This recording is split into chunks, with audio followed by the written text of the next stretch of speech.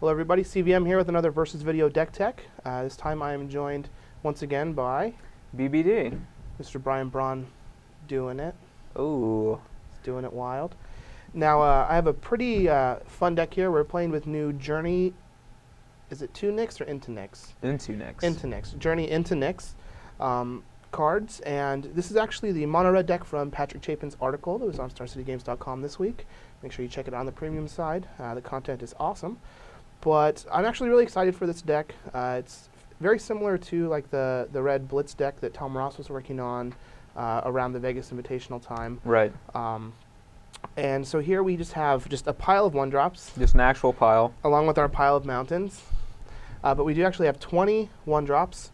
Foundry Street Denizen, a Crone Crusader, a Rakdos Cackler, Fire Drinker Satyr. All of you know and love every one of those creatures just as much as I do. I think we know them. And you love them. All of you but BBD love the red creatures.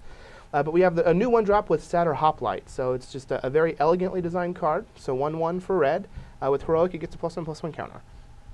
So it is just a very simply designed card. But in this type of deck, we're going to try and take advantage of it with a few pump spells, Titan Strength, Coordinated Assault. We also have Dragon Mantle, just to get extra value drawing cards. Since we only have 17 lands, we want to be able to draw into our lands. We also have Madcap skills, which will make any of our 20 miserable 1-drops formidable monsters once we put Madcap skills on them. But with Satyr Hoplite, it actually gets some value with the Heroic. And then we have the other new card in the deck, Mogus's Warhound. And I'm actually a bit more excited for this card, because I think it's going to have application in Standard as we move forward, when rotations happen and things like that. But it is just, a 2/2 for 2 that has to attack every turn, which is already playable in a red deck. And then also has Bestow of 2 in a red, that basically is a 2/2 haste creature that allows us to get value off of cards like a Crone Crusader and Satyr Hoplite, which I think is actually going to be very good in the deck.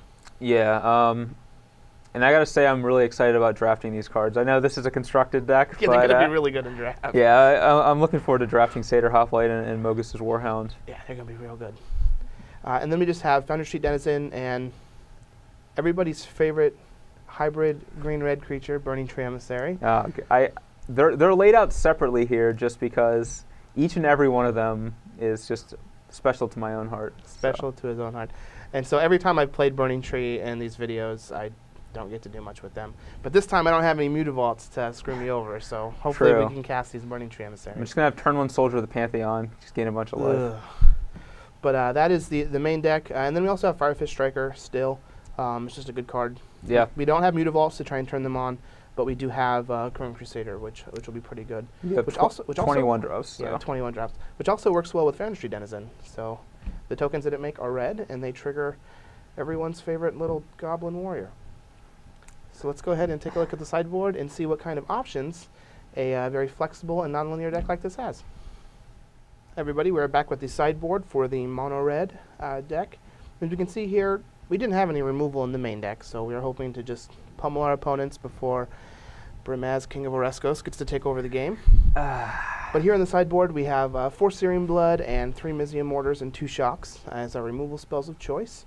I actually really wanted to try Flames of the Firebrand in this deck, but at 3 mana, I don't really think it's going to be reliable to cast.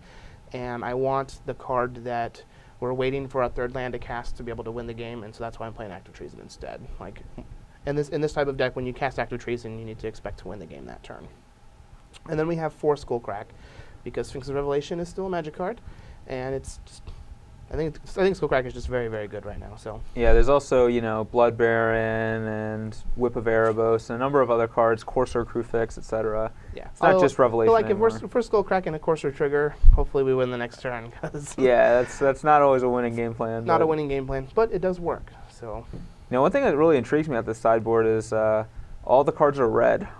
It's really interesting with a mono red deck that you have such a wide array of red cards. A wide array of red cards. That is true. I miss the days of Dismember and the old 5-color red. Cards like that, yeah, it was real good. But this is the sideboard. I'm actually really excited to try this deck out. I feel like, as we saw before, the last time I played red against Brimaz, it's going to be an uphill struggle, but I think that this deck is a little more explosive than the last one, so let's go ahead and give it a shot. All right, let's see it.